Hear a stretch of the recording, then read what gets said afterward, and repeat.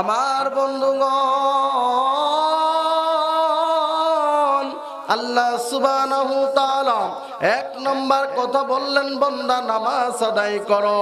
আমরা বললাম আল্লাহ নামাজ কেমন?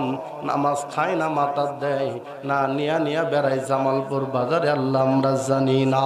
আল্লাহর পয়গম্বরকে নিদর্শন বানাইয়া আল্লাহর পয়গম্বর বলেন, সল্লু কামা রাআইতুমুনি সল্লি, তোমরা নামাজ আদায় করো যেইভাবে আমি বিশ্ব পয়গম্বরকে দেখেছো। কন্যা সুবহানাল্লাহ। এর জন্য বন্ধুরে, নামাজ হলো গুরুত্বপূর্ণ একটা পয়েন্ট। এর জন্য আল্লাহ সর্বপ্রথম বললেন, বান্দা তুমি নামাজ পড়ো। সর্বপ্রথম বান্দা তুমি নামাজ আদায় করো। কেন করবা, কেন করবা না, কেন করবার প্রতি উত্তর হইল, আল্লাহ বলেন, আমি আল্লাহ তোমার রব। ও বান্দা, কোন সন্তান যদি তার আব্বুকে আব্বু বলে ডাক দেয়, মাকে মা বলে ডাক দেয়, বোনকে আফা বলে ডাক দেয়, ভাইকে ভাইয়া বলে ডাক দেয়, ভাই চিন্তা করে ছোট ভাইয়ের জন্য কি নেওয়া যায়, বোন চিন্তা করে ছোট ভাইয়ের জন্য কি নেওয়া যায়, বাবা চিন্তা করে সন্তানের জন্য কি নেওয়া যায়, মা চিন্তা করে সন্তানের জন্য কি নেওয়া যায়।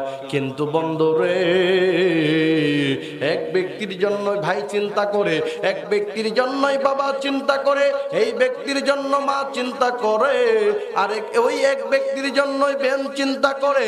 আল্লাহ বলেন, নবী আমার, আপনার উম্মতদেরকে আমি আল্লাহ বলে দিলাম, আমি আল্লাহ বললাম, বান্দা তুমি যদি নামাজ আদায় করো, আমি আল্লাহ তাকাবো তোমার রোজা, তাকাবো তোমার হজ, তাকাবো তোমার যাকাত, তোমার কুরবানি, যা কিছুর দিকে তাকাইব। বান্দা তোমার নামাজ যদি ঠিক হয়, আমি আল্লাহ বাকি ইবাদতগুলো কবুল করে নিব। এর জন্য বন্ধুরে, ভাই যেমন চিন্তা করলো, ভাই যেমন চিন্তা করলো ভাইয়ের জন্য, তদ্রুপ ভাবে আপনার আমার নবী চিন্তা করেন আমাদের জন্য। কোন ঠিক না? আপনার আমার নবী চিন্তা করে উম্মত কেমন করে কি হবে। এর জন্য আল্লাহর পয়গম্বর বলেন, উম্মত তুমি যে নামাজ আদায় করো দুনিয়ার জমিনে, আল্লাহর পয়গম্বর বলেন, এক ওয়াক্ত নামাজ আদায় করলে 9 যোগ দিলে একের লগে কত হয়? 10। 9 আর 1 যোগ করলে কত হয় বলেন তো? আপনি যদি দৈনন্দিন 5 ওয়াক্ত নামাজ আদায় করেন, আমার আল্লাহ বলেন, এই 5-এর লগে একটা শূন্য বসাই দিয়া আমি আল্লাহ বামে শূন্য দিব না, ডানে শূন্য দিব। এই ডানে শূন্য দিয়া আমি আল্লাহ সুবহানাহু তাআলা আমার বান্দার মর্যাদা বানায়া দেব। 5-এর লগে 50 ওয়াক্ত নামাজের সওয়াব আল্লাহ লিখে দেয়। কন্যা সুবহানাল্লাহ। এর জন্য বন্ধুরা, আগের যুগের মানুষ নির্ধারিত জায়গা ছাড়া কোথাও ইবাদত করতে পারে নাই। আল্লাহ বলেন, আমার নবী দুনিয়াতে আসার পর তাম পৃথিবীটাকে সিজদার জায়গা বানায় দিলাম। এটাও 1 নম্বর আমার বান্দার প্রতি আমি আল্লাহ ইহসান করলাম। কন্যা সুবহানাল্লাহ। এর জন্য বন্ধুরে, আমাদের কপাল আল্লাহ দিলেন, ভালো করে বুঝবেন, আমাদের কপাল আল্লাহ দিলেন, নাক আল্লাহ দিলেন। আল্লাহ বলেন, বান্দা সিজদা দিবা, কারে সিজদা দিবা? আল্লাহ বলেন, বান্দা রে, আমি মালিক রে সিজদা দিবা, আমি মালিক রে সিজদা দিতে দিয়া তোমার এই নাক আর তোমার এই কপাল, এই দুইটা বরাবর দেখো আমি আল্লাহ ফাঁকা দিলাম। এই ফাঁকা জায়গা কেন দিলাম বান্দা? একবার তুমি চিন্তা করছো বাজান এখানে অনেকেই বসে আছেন, একবার নিজের বুকে হাত দিয়ে বলেন তো বাবা রে, কোনদিন কেউ চিন্তা করছেন আল্লাহ সুবহানাহু তাআলা নাক দেওয়ার পরে এই দুইটা জায়গা কেন ভাঁজ ভেঙে দিলেন? আল্লাহ তাআলা চোখ দুইটা দেওয়ার পরে আল্লাহ তাআলা কেন এই দুইটা জায়গা নরম করে দিলেন? এখানে বাবা না, আল্লাহ বলেন বান্দারে তুমি যখন সিজদা দাও এই কপাল বরাবর একটা হাড় আছে, এই হাড়ের সঙ্গে আমি আল্লাহ, এই মাথার সঙ্গে আমি আল্লাহ নাকের কানেক্ট করে দিলাম, আমি আল্লাহ চোখের কানেক্ট করে দিলাম, জিহ্বার কানেক্ট করে দিলাম, আমি আল্লাহ তোমার প্রতিটা অঙ্গ পতঙ্গর এই পুরা 3.5 হাত বডির সম্পর্ক আমি আল্লাহর লগে, মানে সিজদার সম্পর্ক। আরো আস্তে কোন মানুষ শুনলে শরম পাবে। কিসের সম্পর্ক রে বাজান? বাজান রে বহু আলোচনা শুনছেন, আজকে শুনিয়া যান। আমার পর্দার আড়ালের মা বোনেরা মন থেকে শুনে নেন, একবারও কিন্তু চিন্তা করেন নাই মা গো, আমরা কপাল দিয়ে সিজদা দিই কে? আমরা অন্যরকম ভাবে দিলেও তো হইতো, কারণ সিজদা শুধু কপাল দিয়ে দেওয়া যায় না। আল্লাহ বলেন বান্দারে আমি আল্লাহ সুবহানাহু তাআলা তোমার বডিটাকে এমন ভাবে আমি আল্লাহ তৈরি করছি, বান্দা তুমি যখন কপালটা আর নাকটা যখন জমিনের মধ্যে লাগাইবা, লাগানোর সঙ্গে সঙ্গে আমি আল্লাহ তোমার ভিতরের অক্সিজেন বের হচ্ছে, বাহিরেরটা নিচ্ছ বান্দা। এ বান্দারা তুমি যে অক্সিজেন গুলো নিচ্ছ ও বান্দা, ওই অক্সিজেন গুলোর সাক্ষী, কারণ তুমি সিজদায় যা বলতেছো সুবহান রাব্বিয়াল আযীম, সুবহান রাব্বিয়াল আযীম, বান্দা তুমি বলতেছো, আর আমি মালিকের পবিত্রতার ঘোষণা ওই মাটি সহ এই শ্বাস নিঃশ্বাস সহ আমি আল্লাহ তোমার বডিকে সাক্ষী বানায় রেখে দিলাম। এর জন্য বন্ধুরে এই সালাতের আরেকটা নাম হলো জিকির। বলেন কি জিকির? এই জিকির কোন জিকির? এক জিকির আছে পরনের লুঙ্গি মাথায় বাঁধা জিকির করে, আছে না নাই? আরো আস্তে কন, ওই জিকির না। এর জন্য বাবারে জিকিরের নাম হলো আযকুরুল্লাহ কাসীরা। আল্লাহ বলেন এই জিকির অর্থ হইল আমি মালিকরে বেশি বেশি স্মরণ করা। কথা বলেন ঠিক কিনা? এর জন্য বন্ধুরা আল্লাহ সুবহানাহু তাআলার রাসূল বলেন, ও দুনিয়ার মানুষ তোমরা শুনে নাও, তোমরা ভালো করে জেনে নাও। আল্লাহর পয়গম্বর বলেন as-সালাতু মিফতাহুল জান্নাহ, নামাজ হলো জান্নাতের চাবি। বলেন তো নামাজ কিসের চাবি? নামাজ হলো জান্নাতের চাবি। এখন বলবেন হুজুর জান্নাতের দরজা কেমন? আল্লাহ বলেন দুনিয়ার মানুষ, আমি আল্লাহর জান্নাতের দরওয়াজার নাম হলো সালাত। কোন বান্দা যদি দুনিয়ার জমিনে সালাত আদায় করে, এই শীতের মৌসুমে অনেক বান্দাদের শয়তান আক্রমণ করবে। বান্দারে আরামের ঘুম ঘুমাও, ঘুমায়া ফজর পড়া দরকার নাই, পরে পরে নিও। ও মুসলমান ভাইরা রে, ওই বান্দা যখন ফজরের সালাত যখন আদায় করে, আমার আল্লাহ ডাক দিয়ে বলে দুনিয়ার ফেরেশতারা ডাক, আমার বান্দা আমি মালিকরে ভয় করতেছে, ভয় কইরা আমি মালিকের বিধান মানতেছে। যা যা তোরা সাক্ষী থাক, আমি আল্লাহ সুবহানাহু তাআলা আমার বান্দার জীবনের যৌবনের সমস্ত গুনাহ খাতাগুলো মাফ করে দিলাম। এর জন্য বাজান দুনিয়ার জমিনে যারা নামাজ আদায় করবে, 1 নম্বর পয়েন্ট ভালো করে জেনে নেন। আপনি যারা নামাজ আদায় করবেন, 1 নম্বর ওই ব্যক্তি নামাজ পড়বে যেই ব্যক্তি মারা যাবে। কি করবে? আওয়াজ দিয়ে বলেন। ওই ব্যক্তি নামাজ পড়বে যেই ব্যক্তি মারা যাবে।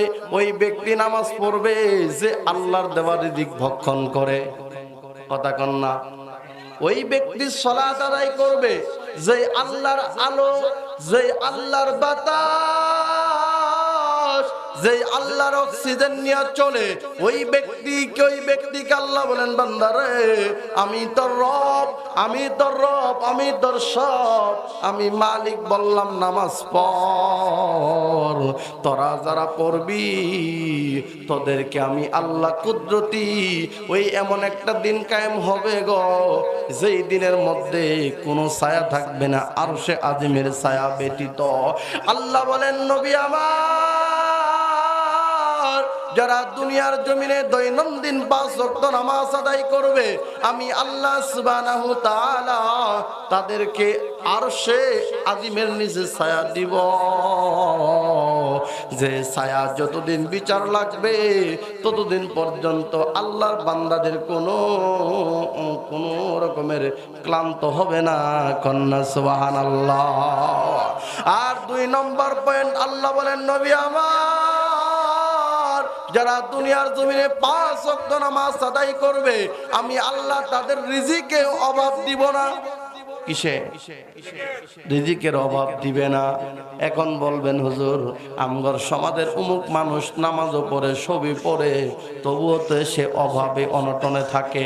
হে বন্ধুরে, আমার নবীর চাইতে বড় অভাবী দুনিয়ার জমিনে কেউ আছিল? আওয়াজ দি বলেন। অভাবী না, আমার নবী ছিলেন সর্ব উন্নত মানের ধনী। ধনী হওয়ার পরও আমার নবী অভাবী হয়ে চলতেন, গরিব হয়ে চলতেন। আল্লাহর কাছে দোয়া করতেন, আল্লাহ আল্লাহ আমারে সবসময় তুমি গরিবের হালতে রাখো।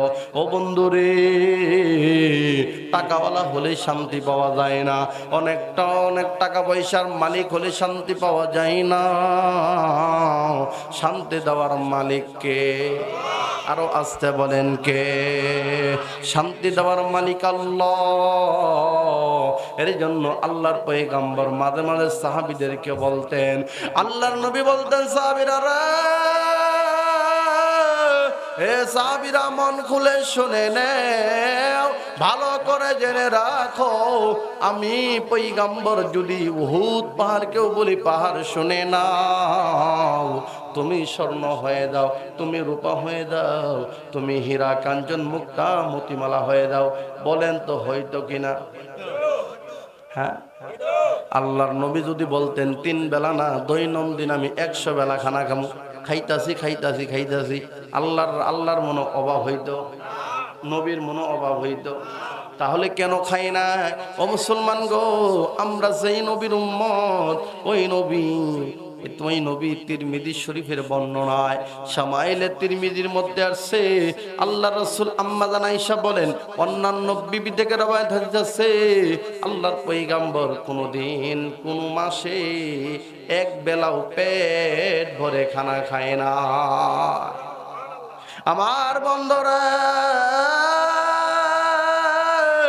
আমার নবী যদি 1 বেলা নয়, 3 বেলা নয়, আমার নবী যদি বলতেন দৈনন্দিন 100 বার খানা খাবার পাইতেন, কিন্তু আমার নবী একবার শুধু বলতেন, আল্লাহ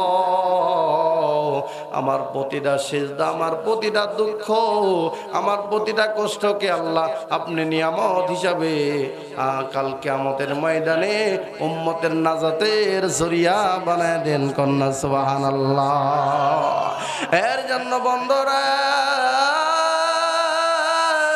আমরা যারা নামাজ পড়বো ওই দিকে আলোচনা যেহেতু নয়, তবে একটু বুঝে দিলাম।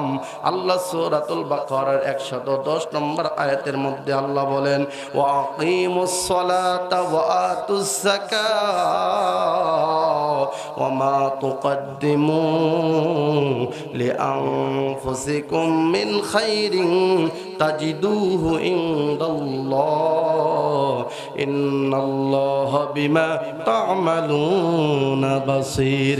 আল্লাহু আকবার। এখানে আল্লাহ পাক আবার নামাজের কথাই বললেন, আবার দানের কথাই বললেন। আল্লাহ বলেন, বান্দা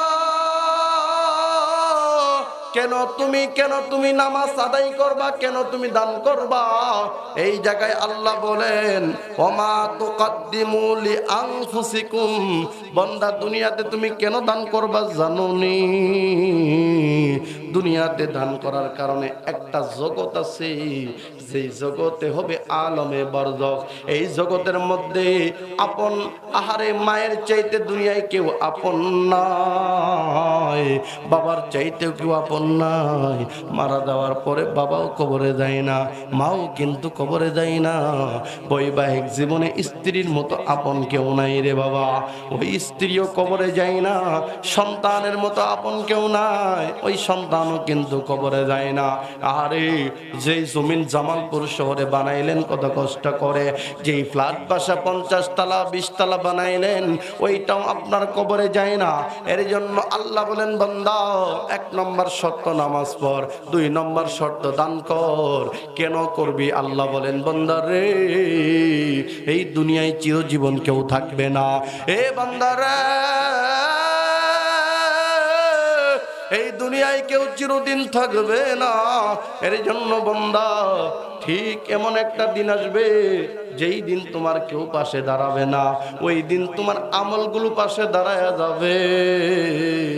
এর জন্য আল্লাহ বলেন, ওমা তুকাদ্দিমু লিআনফুসিকুম। আল্লাহ বলেন, বান্দা যেগুলা তোমার অতীত হয়ে যাবে ওগুলো তুমি একদিন পাইবা। যেই দানগুলো তুমি বেঁচে থাকা অবস্থায় করবা ওইগুলো তুমি পাইবা। মিন খাইরিন তাজিদুহু ইনদাল্লাহ, ভালো যে আমলগুলো করবা এই দান সাদকাগুলো আমার মাওলার কাছে তুমি পাবা। কন্যা সুবহানাল্লাহ। আমার বন্ধুরা রে,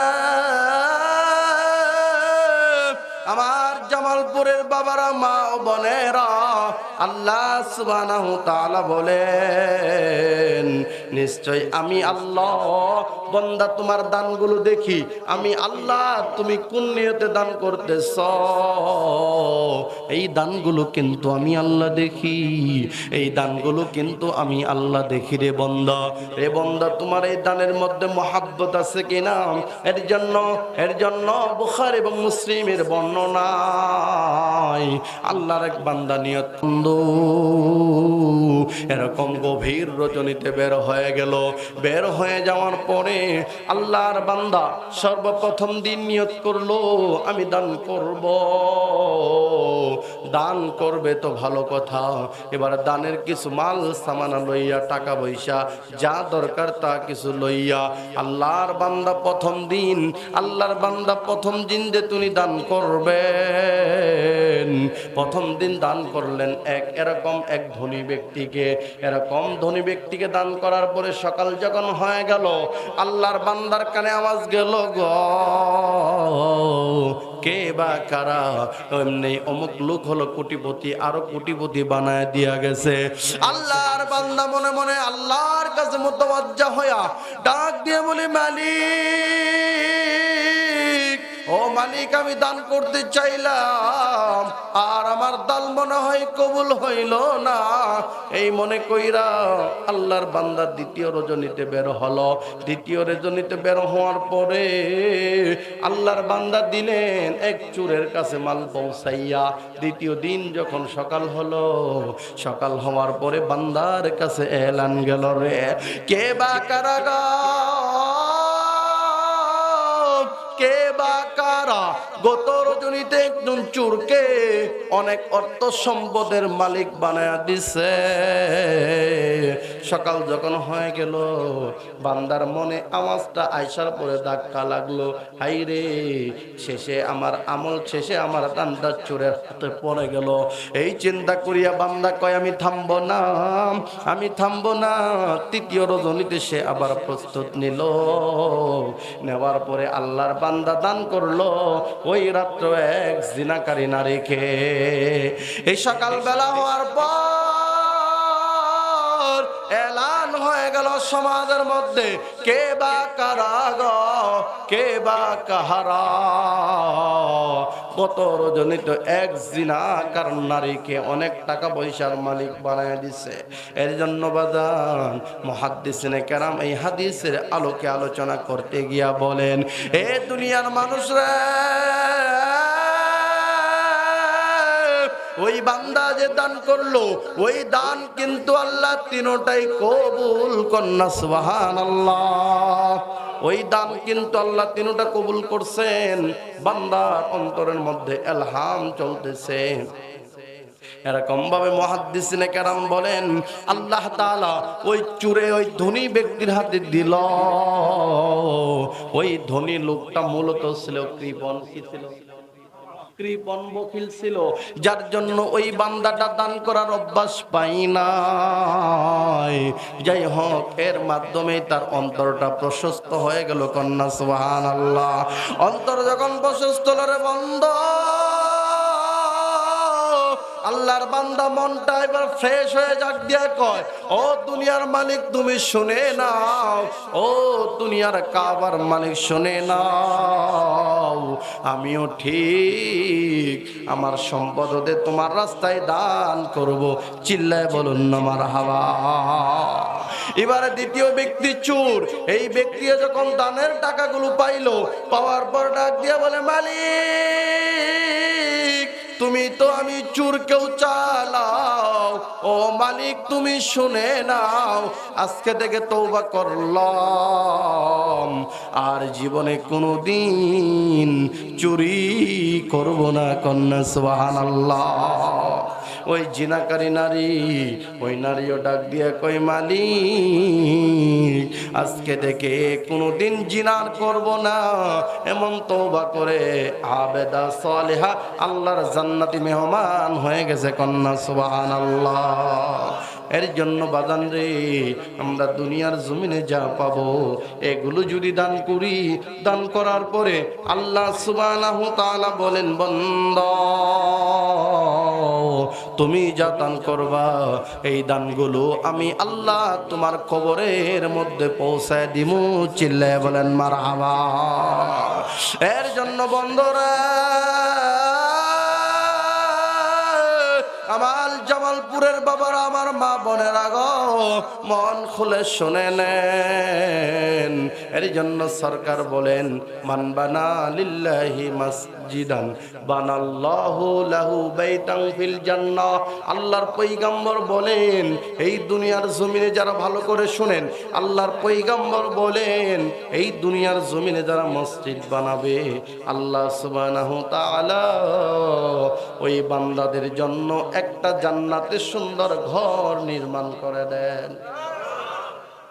ওই ঘর কেমনে নির্মাণ করবে? একটা ইট হবে স্বর্ণ, আরেকটা ইট হবে রূপা, এবং ওই ইটে গলানোর জন্য আমরা যেমন বালি আর সিমেন্ট মিশাই, আল্লাহ সুবহানাহু তাআলা মেশক আম্বর দিয়া ওই স্বর্ণের ইট এবং রূপার ইট কি আল্লাহ জোড়া লাগায়া দিবে। কন্যা সুবহানাল্লাহ।